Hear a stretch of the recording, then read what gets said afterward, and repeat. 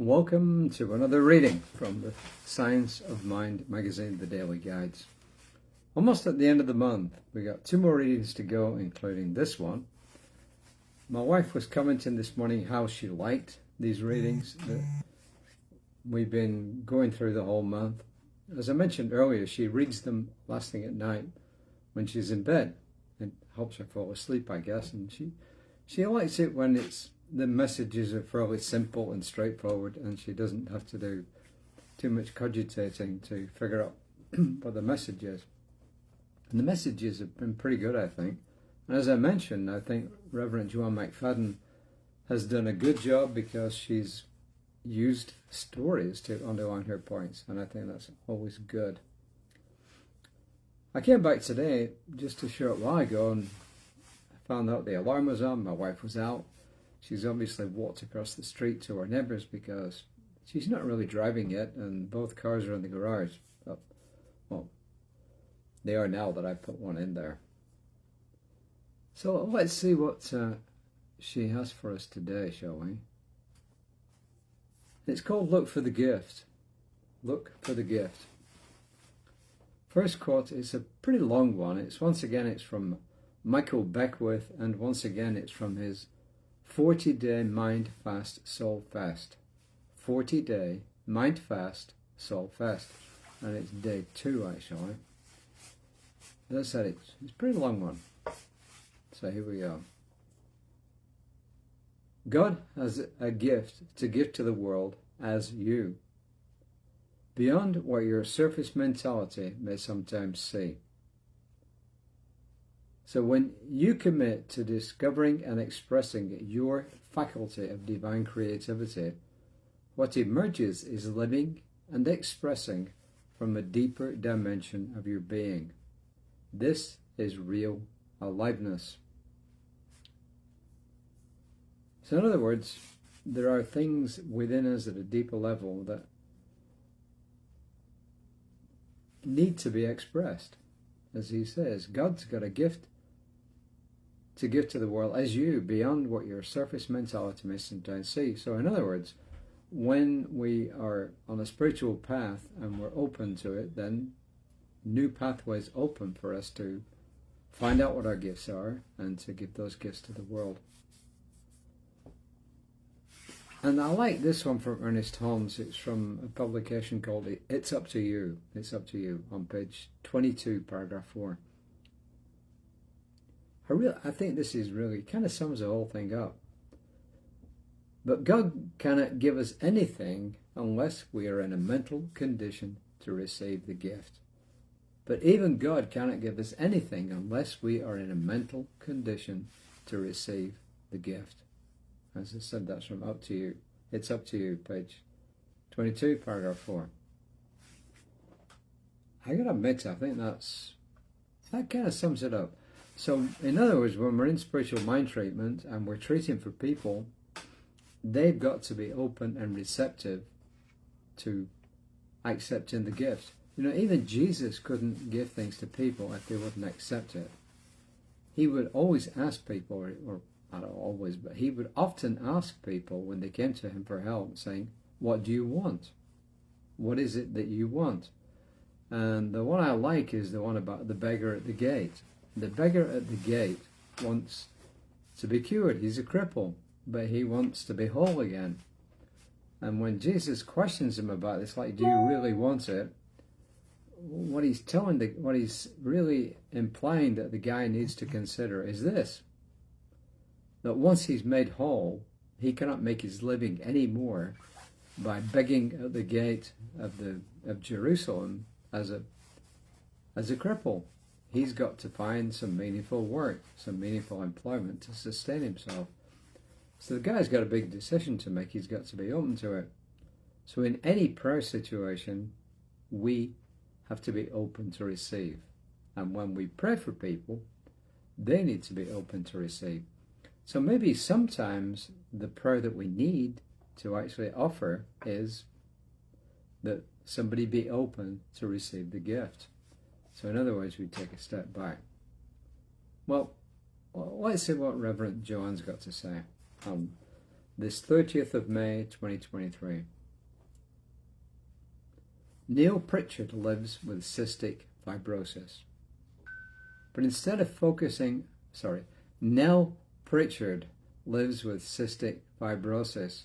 But instead of focusing on this challenge, she chose to find the gift in it, perspective.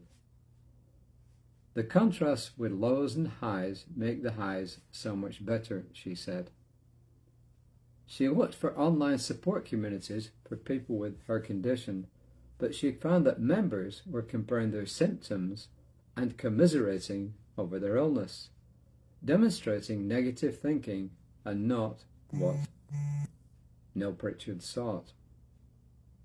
Then she met Moitel Catalano, who lives with the rare genetic disease retinitis pigmentosa. I have no idea what that is, and had a similar experience when she sought support. Guess what happened?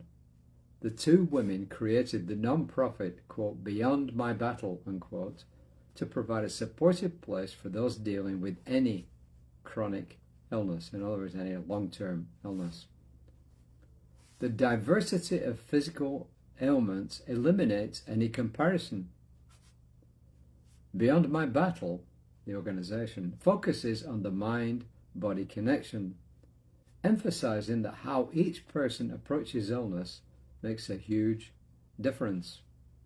Facilitators teach how to communicate with empathy and embrace positivity. Through their own illnesses, Neil Pritchard and Moitel Catalano discovered their passion for helping others with chronic illnesses and disabilities. The organization's website is full of stories of those who learn to deal with their physical challenges in positive, life-affirming ways, and they inspire others in the telling of their stories. So that's a great message in looking for the positive, or in finding ways of looking at a positive aspect to everything. But it's also telling you two other things. They actually provided a support group for people who had chronic illnesses, chronic issues, long-term issues. But it also tells you that they were applying their gifts to this, but at the same time, they were receiving benefit from it. So, positive and helpful. It also tells you this, that in fact, this is one of the real messages to me in this. It's the value of community. Whether it's the community like Neil Pritchard and Moitel Catalano put together, or any community, whether it's Creative Life Spiritual Center, the value of community of like-minded people can really help. And the other thing is that when you take yourself out of a negative environment, then you automatically gain something. At least that's what I've found. So what do you think? Do you think this is a good story? Let me see, do I have time? Yeah, I was going to read from Murphy, the Human Whisperer. It's really got nothing to do with what we've been talking about, but I think it's kind of cool, and it's actually from the magazine itself.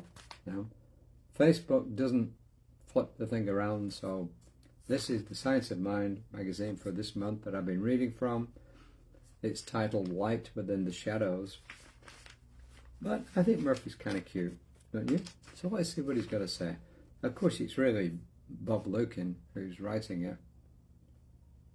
Pause with a Perspective, that's always the title of the whole thing. And Shadows and Light.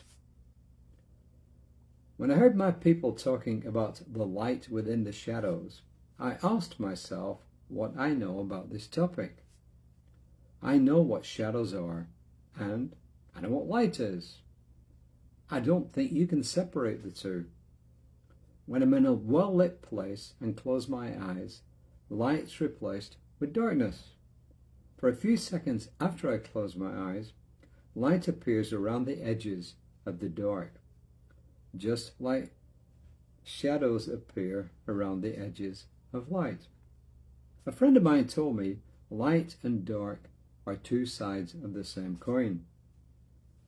The face side is the light side, and then this is Murphy, or the side where the bacon is. And on the other side is where hidden dreams, wishes, and desires express themselves. He further explained there are things you can't see with your eyes open. I think he's right. Sometimes I close my eyes and I dream about bacon. After I open my eyes, I quickly forget my dream, but I can't help notice just how hungry I am. I think what people call the shadow side of life is where my hunger for bacon lives, but not where the bacon is served. And there's a little quote at the end here, light and darkness are inseparable. Some of the most influential and powerful things in life can't be seen in the light, only felt with the heart. Without darkness, we don't feel love's radiant light. So what do you think? Maybe you're not hunkering for bacon. I mean, I certainly am not, because I'm a pescatarian. I don't eat meat or anything like that. However, I think that not everything appears in the light. It's true. And sometimes we have to go into those quiet times when we actually have to explore the dark side of ourselves to find true answers. And just like in the reading today, well, there really is a connection, isn't there? Just like in the reading today, people actually found their help by looking beyond their diseases, beyond their dark side, and looking into the light side. So, let me know what you think about this month's readings. I'd be really interested. Just drop a line, put it in the comments. It's really cool. If you don't want to do it, that's fine. But if you do, that's also pretty good. Well, that's all I got for you today, except for the affirmation. There were two. I dropped one of them. In any challenging situation, I bring my conscious awareness to the truth there is a gift there. In any challenging situation, I bring my conscious awareness to the truth that there is a gift there. So what gifts are you going to find in situations that challenge you? It's certainly true that without challenges, we don't grow. The only way we learned to walk as kids was by falling down. So certainly we need challenges to make us stronger. Right? We can honestly say the light of God surrounds us, the love of God enfolds us, the power of God protects us, the presence of God watches over us. Everywhere we are, God is, and all surely as well. So once again, thanks for watching, and I'll see you next time on this same channel. Remember, 9 o'clock in the morning, Reverend Lisa, who is probably going to remind you about self-care, but is going to send you feeling warm and cozy on your way for the day.